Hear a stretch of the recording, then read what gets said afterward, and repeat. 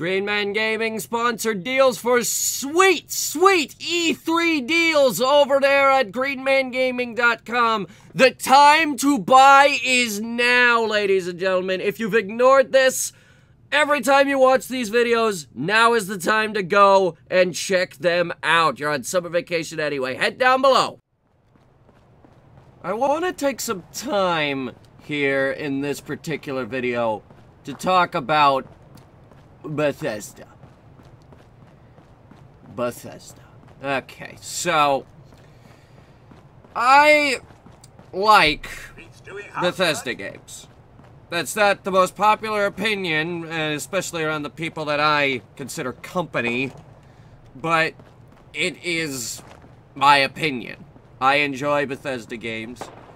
A big reason as to why I enjoy Bethesda games is because in a world where companies have been trying everything in their power to just squeeze every last penny out of you and cram as many microtransactions as possible down your throat, Bethesda's formula has remained relatively the same. You get a game, it's a bit buggy, sure, but nothing too tremendously game-breaking. You get a game, you get some DLCs, maybe you get a season pass, and you get all this merch available at their store. You don't have to buy that merch, but it's there. Now, I say that as I'm playing this game with the Pip-Boy edition. It's on my wrist right now. I bought the Pip-Boy. I pre-ordered the Pip-Boy, which was hard to do, but I got the Pip-Boy. Also worth noting, I got that plastic mask they were giving away at conventions. I got a poster. I got the mini nuke that contains all the other Fallout games except the PS2 one. Joke's on them, I already own the PS2 game, haha. And I swear there was something else. There was obviously that keychain and the t-shirt. But yeah, I bought all these things. I'm not exactly ashamed to say, okay, maybe I am, but God only knows. So yeah, I spent roughly around $300 on Fallout 4 alone. Now, the way my system works is I go by a $1 1-hour system. I believe that games, entertainment-wise, are worth around $1 per hour of entertainment. So, I've logged 394 hours in Fallout 4, in Fallout 4 alone. So, wait, seriously? Okay. 394 hours. So I made my money back with Fallout 4 by playing it that long. Now it's worth noting, I haven't forced myself to play this. There are long periods of time in which I haven't played Fallout 4 because either I grow bored of it, or I tire of it, or I just don't see the need to play it. But like, for the times that I haven't been playing it, there's always, every now and then, I get a voice in the back of my head saying, you know what, I should play Fallout 4, because you liked that game. And you know what, there was a time, back in 2016, a little late in 2016, where I came back into Fallout 4, and I came back hard. It was around the time that I said, I want to replay Nuka World, but at the same time I want to replay Far Harbor, so I replayed both of them and thoroughly enjoyed the time that I spent in it. Now, this isn't to say that Fallout 4 is the only game that I had fun with. Skyrim was a major game for me. Now, I've been playing the Elder Scrolls games since Daggerfall, mainly because I had members of my family that introduced me to Daggerfall at a very early age, and I really got into it. And little known fact about me is that Daggerfall is actually one of the first games that I played. And for those of you who are wondering what the definitive first game that I ever played was, it was Duck Hunt on the Nintendo NES. And yeah, I know, I was born in 1994. That was well after the NES's reign had ended, and well, it was an interesting set of circumstances that led to my first game being Duck Hunt, but that's not really what we're here for right now. But I thoroughly enjoyed Skyrim because Skyrim was sort of my re-entry into the series. I hadn't played an Elder Scrolls years prior, and I thoroughly enjoyed that game. I logged well over 100 hours on the original edition, and I've been playing the HD edition. I've been falling back into Skyrim. I'm slowly chipping away at the content in that game.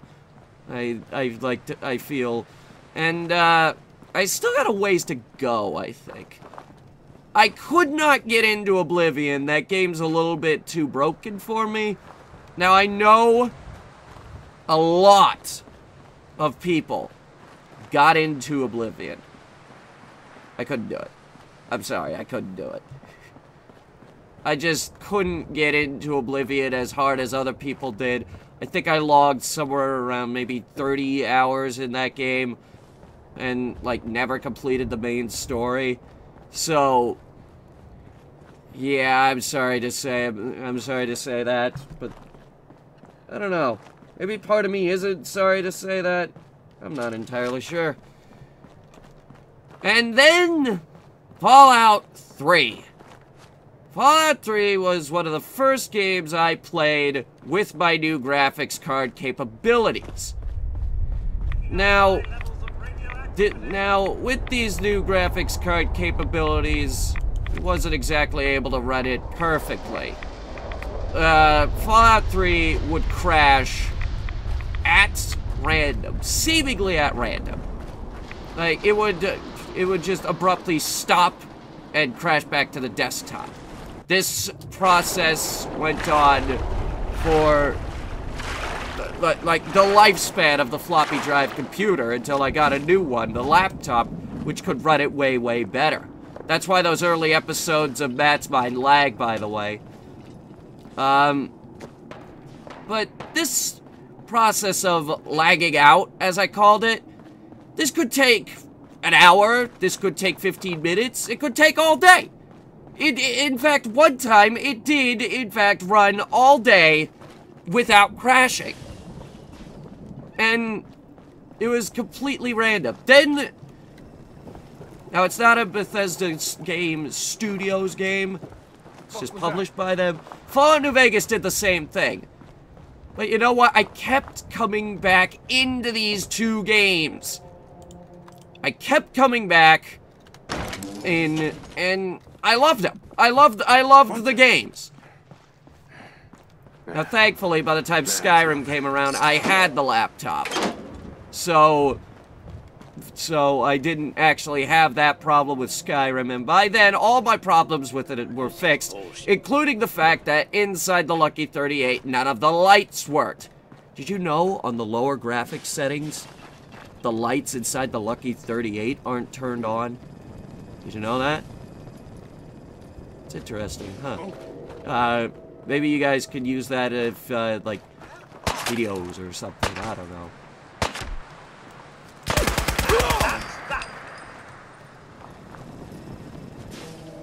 So anyway, why am I telling you all this? Well, I'm telling you all this because, well, quite frankly, I'm disappointed. I didn't want to believe it at first, but I'm disappointed. I'm not disappointed in the games.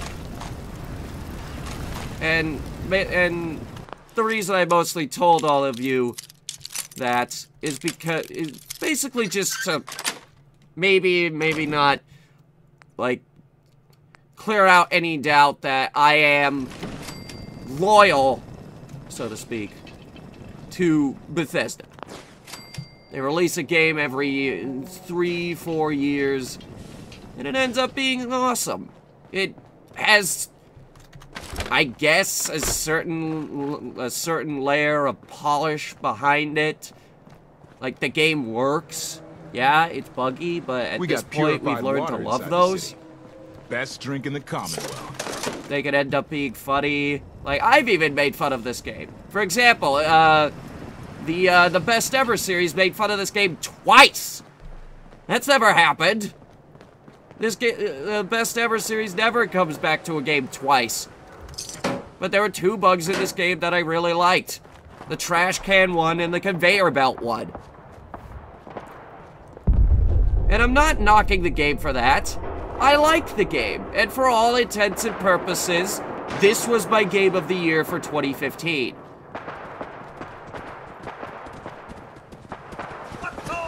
So, you're probably thinking, why am I disappointed? You remember paid mods? Bethesda tried paid mods for, what was it? Skyrim. And the backlash for it was, well, harsh. To say the least, it was harsh. Really, really harsh. That's not to say it wasn't deserved, because there was a whole number of things wrong with it. One, Steam was taking 75% of the sale revenue, which that's ridiculous. Not even YouTube is taking 75% of my revenue. You gotta reload sometimes. Well, they used to. I think they used to take like 80%. They backed off, which is nice of them, I guess. Just a second.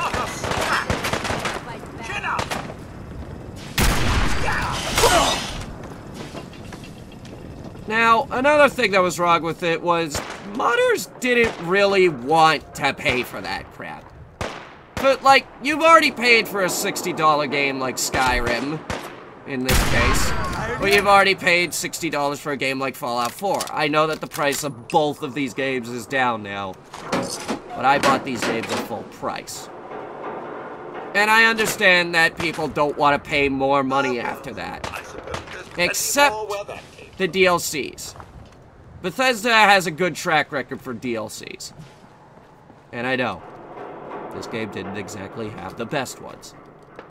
People really didn't like some of the ones for this game. Oh my god. I didn't like some of the ones for this game. So, yeah. Paid mods died in one weekend. One. A single weekend.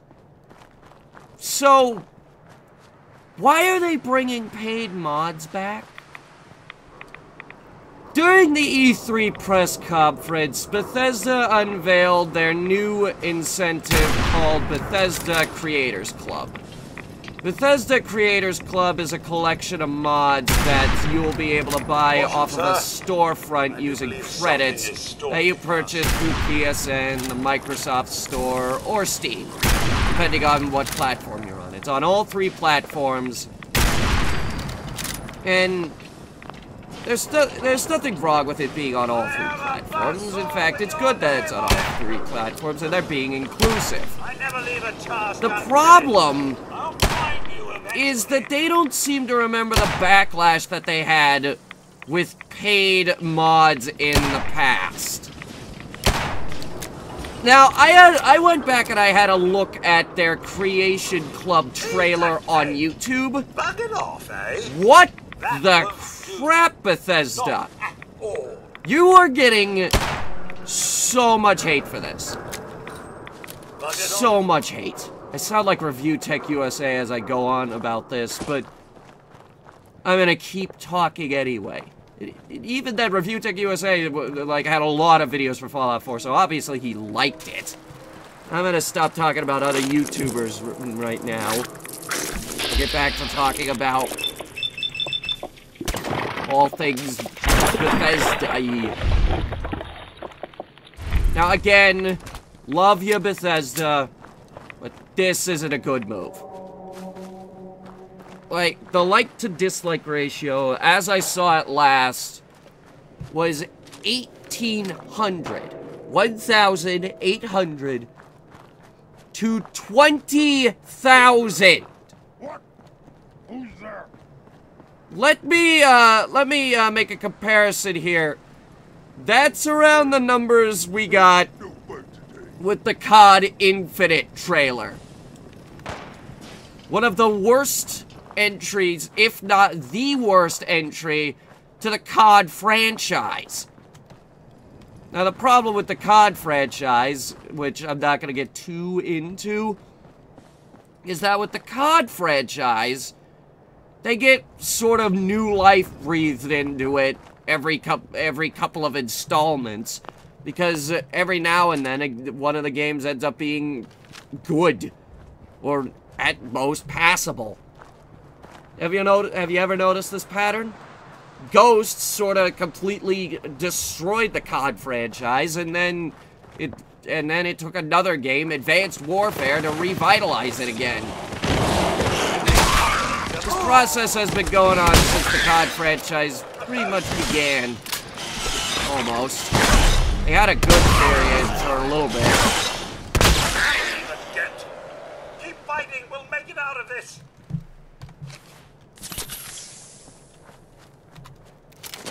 So yeah, you can see the problem with this.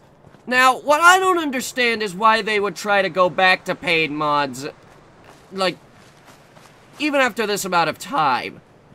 Now, compare this to...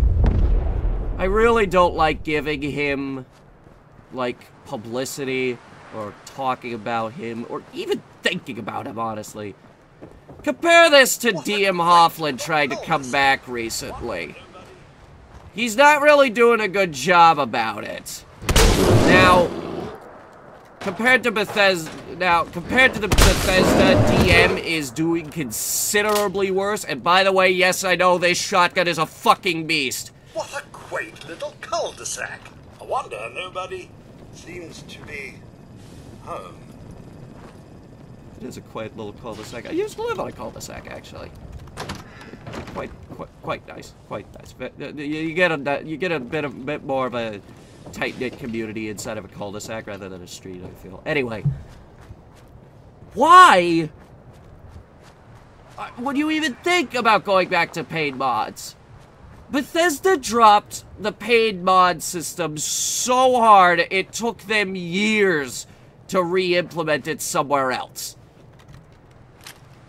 Which I believe Dota is doing it now, and they're not exactly doing a great job with it.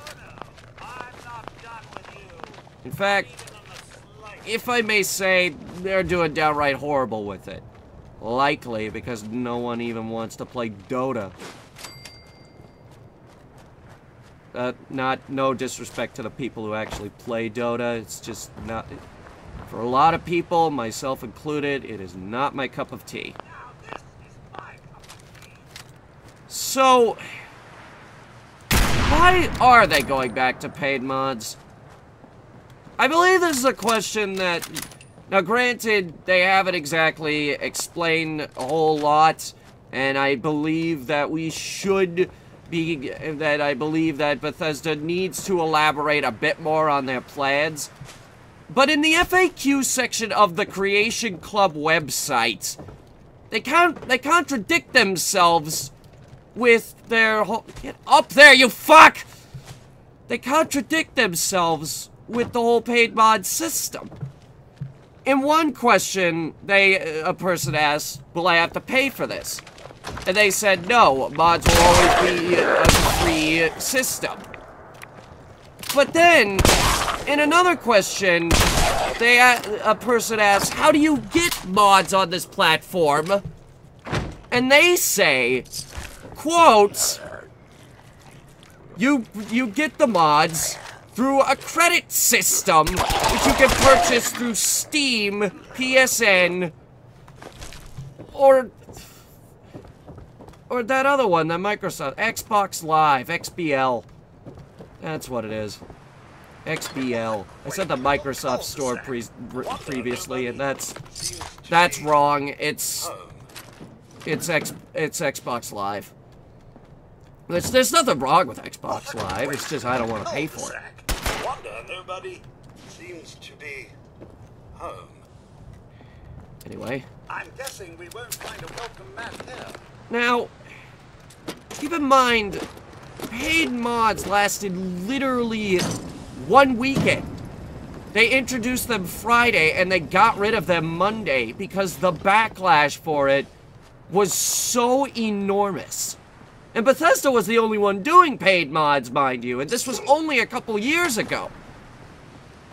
So why are they bringing it back? I don't understand. Bethesda, make me understand. The public opinion of paid mods is universally just abhorred. People find it appalling. People don't want to pay for mods. Now, I myself don't use mods. I don't. I might, like, the most mods I have is for literally a game about mods, and that's Gary's mod.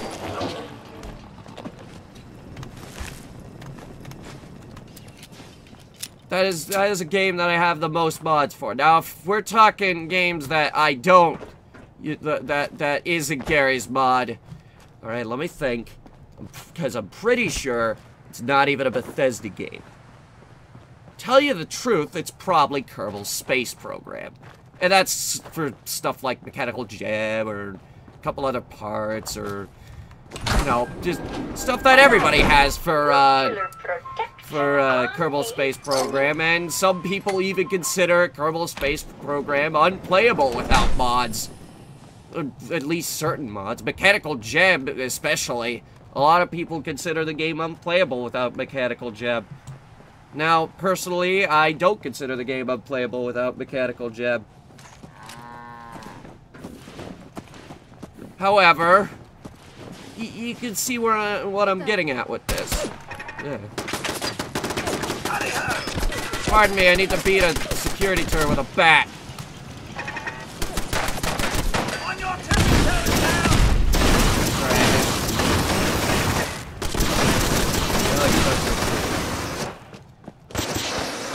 Anyway.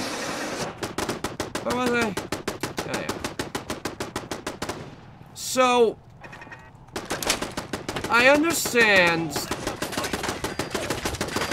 why they kind of understand why they would want to try and bring back paid mods.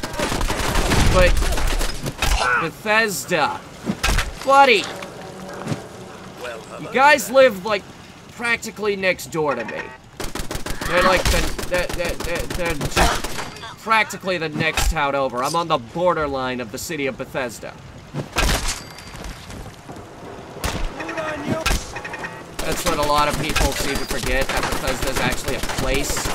You can go, you can live there. I used to, like, live almost just right outside the heart of Bethesda. Well, I guess you could consider it the heart of Bethesda, but that's besides the point. So,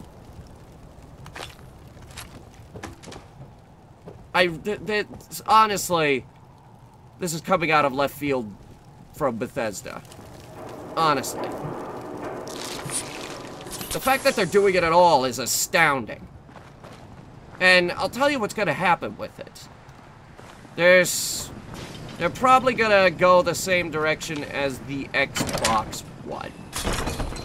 If you remember with the Xbox One, originally, they said that they were going to do all this shit. No used games. Or nothing like that. I almost hit that turn. No used games. No backwards compatibility. Their press conference was a disaster. Sony trampled them and made their console $100 less. They had to go they had to pull a complete 180.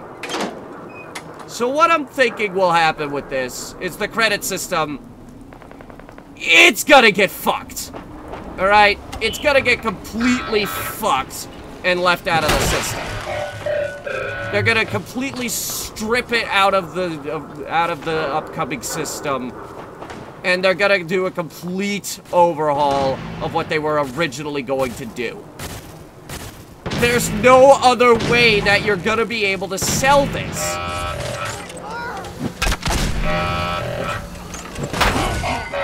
Hell yeah!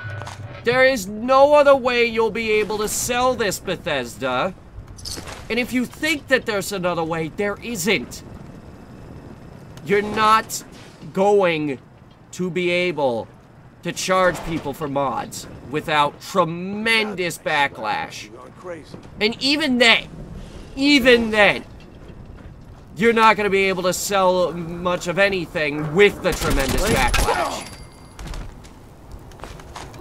This was... I didn't want to believe it at first. But Biao kept saying, oh my god, paid mods. No, I didn't want to believe it at first because Bethesda dropped paid mods so damn hard in the past. They're gonna have to do something about this. They're really gonna have to do something about this, because you're not gonna be able to sell this to people. I'm sorry! But the way they're trying to get around this is exclusivity. That's what they're trying to do. These mods that they're gonna be releasing on the platform are exclusive to the platform. You're not gonna be able to sell that! Okay? You're not gonna be able to sell that, because I guarantee it's just gonna promote piracy within the mod community. If you're promoting piracy within the modding community, I guarantee Review Tech USA is probably in the process of cooking up a video for this. Because she's doing a lot of E3 coverage. A lot of E3 coverage. So, in conclusion, I'm 86%. 86%. I'm 86% sure, given Bethesda's reaction to paid mods in the past, this isn't gonna go anywhere. This whole credit system that they're doing isn't gonna go anywhere. They tried something before, that they gave it a shot, and they backed down. And that's admirable. It was admirable that they backed down. Bethesda, I mean this with all of my sincerity. You need to back down from this one too. You're not going to be able to sell it, and no one's going to want to use it. Just look at the reactions you're getting online! You won't be able to sell this to people. And that's a fact. Now, let's go over to the positives. Not of the modding stuff, I'm talking about other Bethesda things. Their press conference. Their press conference. You guys probably want to hear what I have to say. Because, for whatever reason, you people hold my opinion over their opinion, and just the internet's a weird place. I'm taking off this pip bike because, well, I put it on too tight, and I usually have like a sleeve over it or something, like to keep it a bit more comfortable, and I don't have the sleeve today. Like, I usually keep it in the drawer, but I couldn't be bothered to open up the drawer and pull it out. And I know that sounds lazy, but this is morning and I haven't had my coffee yet. I'm not a morning person. Let's see. Got an hour before the next press conference. Yeah, that's about the time I'm recording it. I'm waiting for the PC Gamer show to be announced and the next XCOM update thing to come out. Because it looks like an XCOM 2 expansion is coming, and coming soon. Super excited. But anyway, the Bethesda press conference. Okay. Yes, they started weak. They started very weak because they had all this crap that pretty much we already knew. But they were talking about all this stuff that I wasn't really interested in. I personally wasn't really interested in any of it. Like, all that stuff. Also, it was short. I felt it was a bit short, and you let this sort of video do all of the talking for you. Now, there's nothing wrong with that. You tried something new. They're new to this whole... They're okay, they're not new. They're kind of new. It's only their third press conference, so I'm gonna give you a pass on that one. You're doing all right with E3. Don't worry, you did better than Microsoft. And that's saying something because Microsoft unveiled a new console, but no one's gonna buy the XXX Bone XXX. Okay, people are definitely gonna buy the XXX Bone XXX. And by the way, yes, that's what I'm calling it. Because the Xbox One, people, and myself included, called that the X-Bone. This new one's called the Xbox One X. So, logically, it's only logic that you call it the XXX Bone XXX. In fact, B came up with that. Thanks, B. I'm gonna use that. I'm giving you credit here. Credit for the joke. I'm sure some would even it's a good joke. Anyway. So, let's get into what I am interested in. We got Evil Within coming out this October. That's on for Oktoberfest. Hello. I wasn't too tremendously into the original, but I did finish the game. It was a good game, and I acknowledge its merits and what it was able to do. It was a good game. It kind of reminded me of Resident Evil, but one that I could actually play without tremendous fucking difficulty and not wanting to pull my hair out.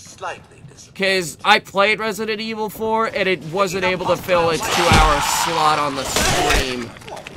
Because I couldn't get into it. I'm sorry, I couldn't. I'm sorry, but I couldn't. And so yeah, I'm interested in that. But what I'm super interested in is just oh god. All right.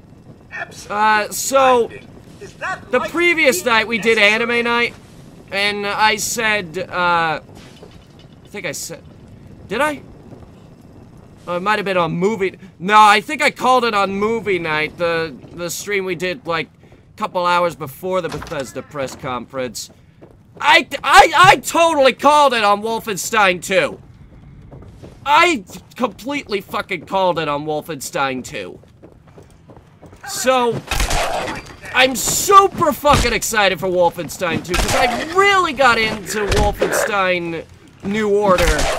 And I keep meaning to go back to the Old Blood, but okay, let me just be absolutely clear. The only reason I haven't gone back to the Old Blood is because it's so big. It's so big. I'm sorry, but it's so big. That's like a 40 gigabyte game, and it feels like an expansion to the original, and I know what I'm saying, and I don't mean anything by it. It's a great installment to the Wolfenstein series.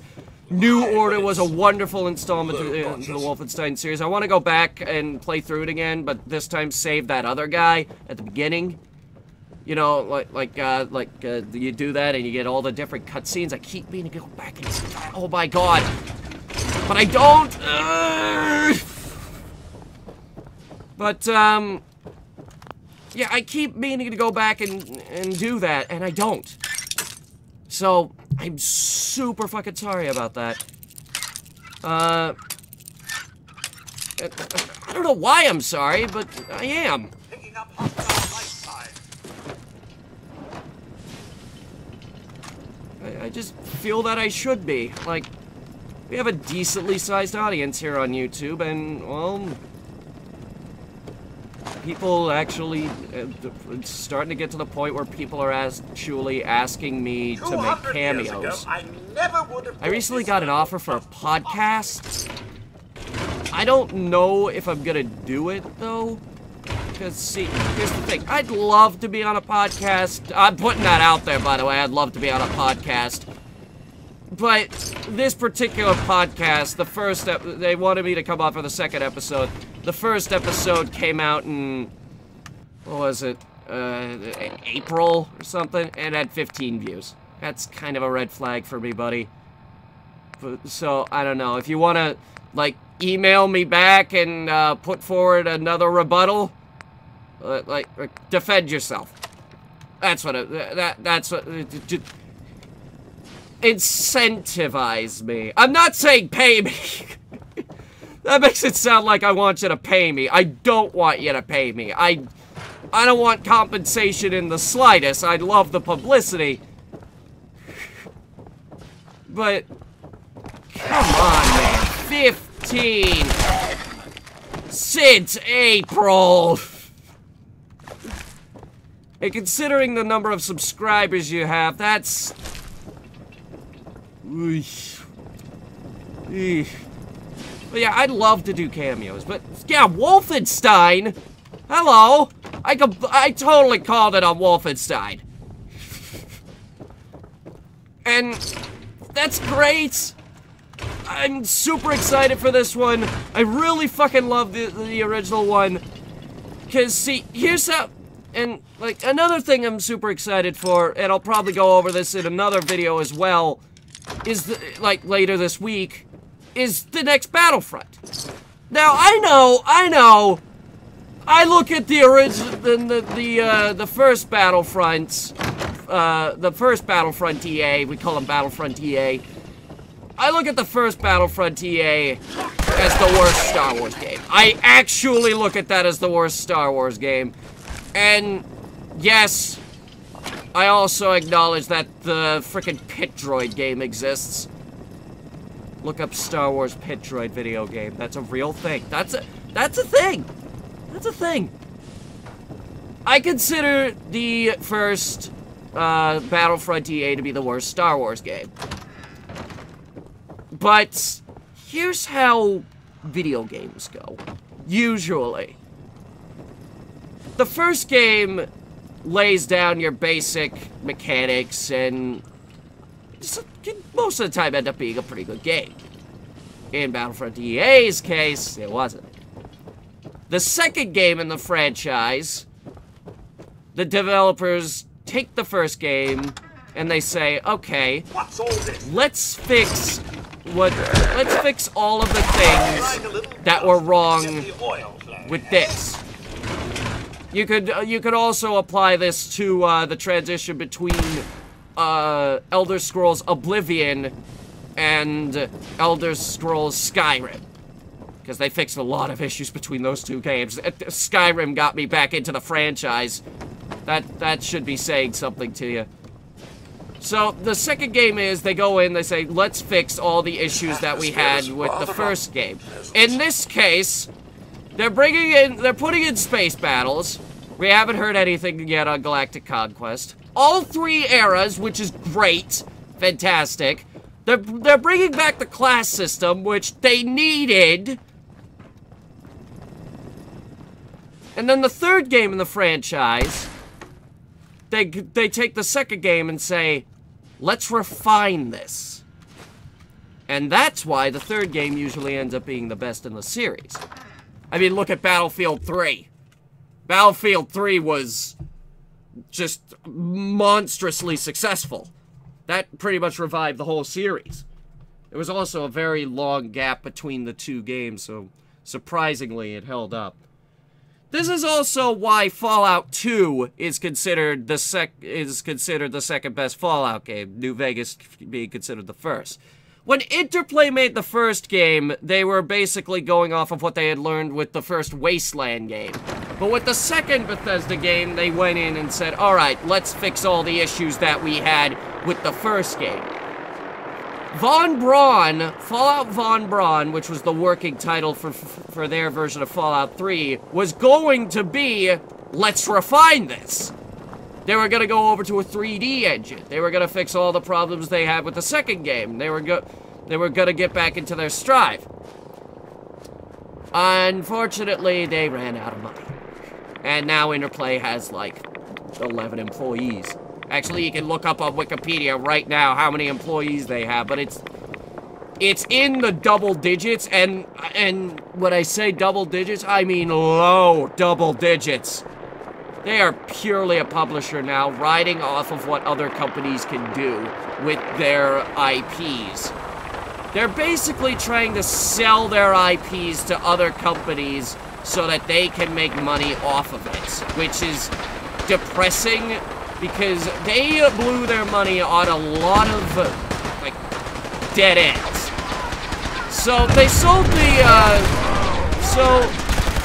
the rights to do a Descent video game to Descendant Studios with their Kickstarter, and that's doing all right for them. They sold the rights to do a video game with the Wasteland franchise to create Wasteland 2, which was phenomenally successful. So they went back and they did a Kickstarter and said, "Hey, you want us to make Wasteland 3?" Which was met with just so much support that it was fantastic. They reached their Kickstarter goals and we're getting Wasteland 3. Now, I didn't really get into Wasteland 2 because I'm not that big into turn-based strategy. I can count the number of turn-based games that I've beaten on one hand. Them consisting of Fallout 1, XCOM, and XCOM 2. Those are probably the only ones that I've beaten. Probably. Unless I'm forgetting some.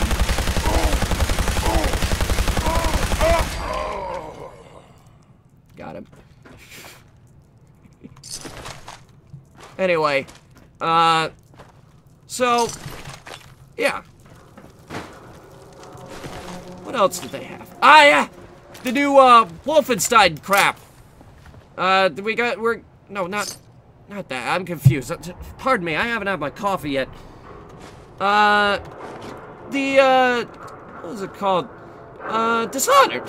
The, new, it's either an expansion pack or a new game, or it's a DLC for, Dishonored 2.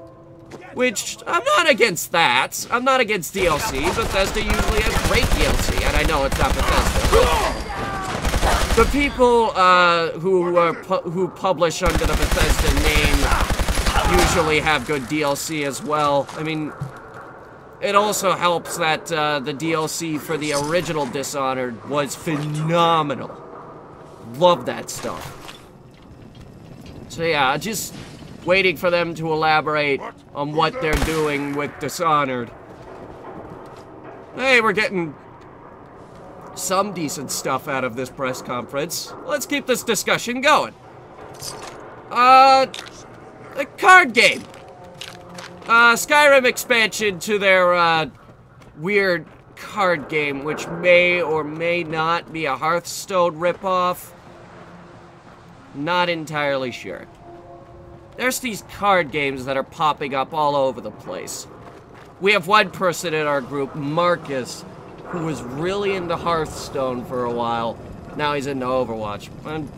Marcus isn't around a lot, honestly.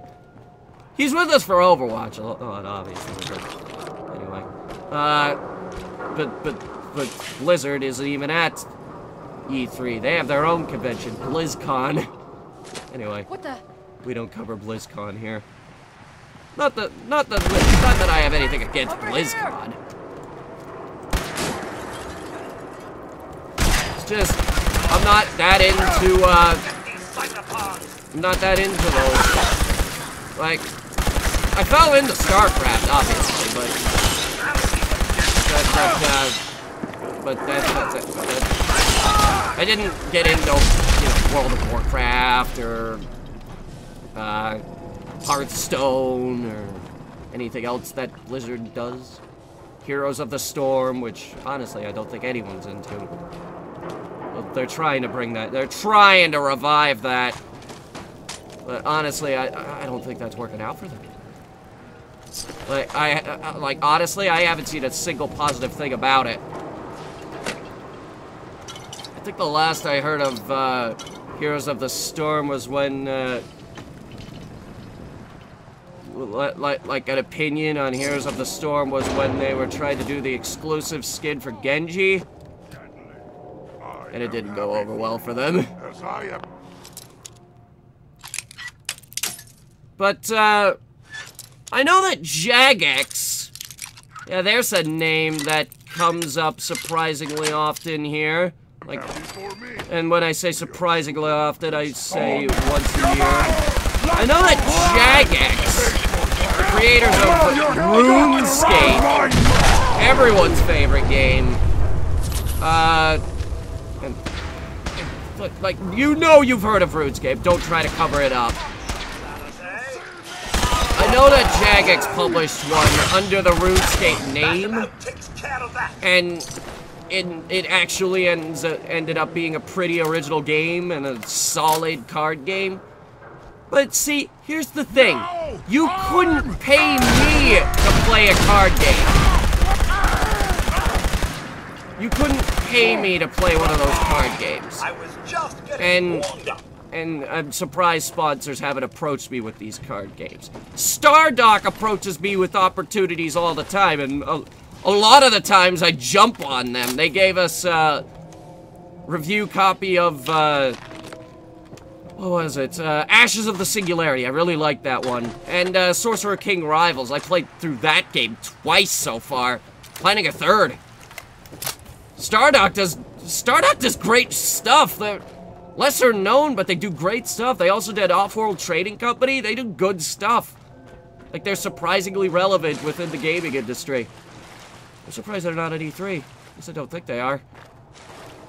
Anyway, what else was at the press conference? I swear there was something else. What else was there? It was a short press conference, so there might not have been anything else, honestly. Everyone's still alive.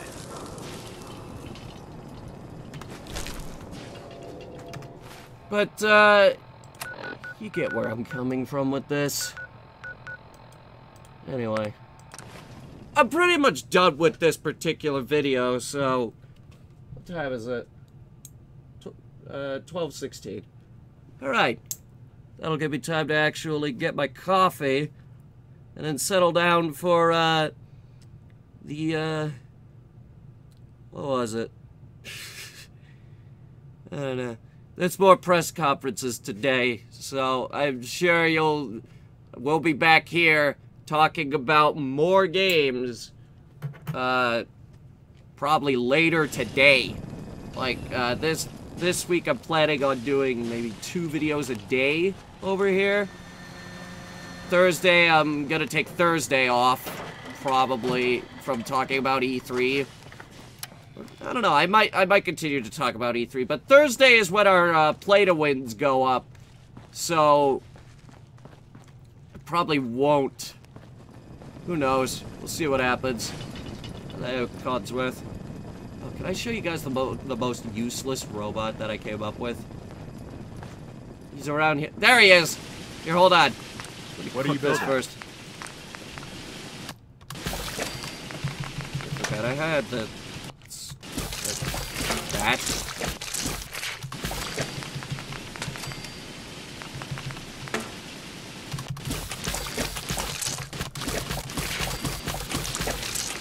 You can make a lot of money off of this frickin' food. I don't use it. You just make a lot of money off of it. Check this out. You look like someone that needs a drink.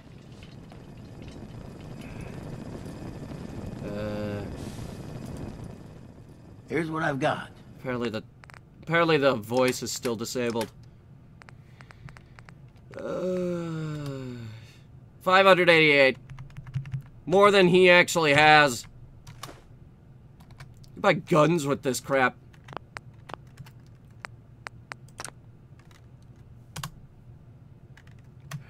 the button? R. Sorry, I haven't picked this game up in a while. That was even then. That wasn't enough. Where'd he go? Couldn't have gotten far. He's slow and stupid. This is Grobler. I just keep him here because like sort of as the fort pet.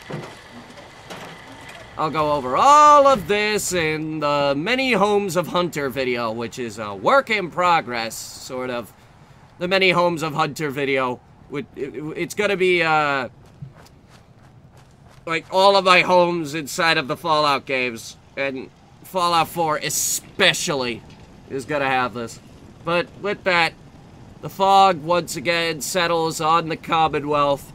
And the time has come for me to say, thanks for watching, guys! And I will see you in the next video, where we will once again hate the paid mod systems that Bethesda comes up with and hopefully backs down from them.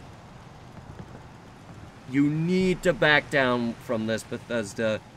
For publicity reasons. You need to back down.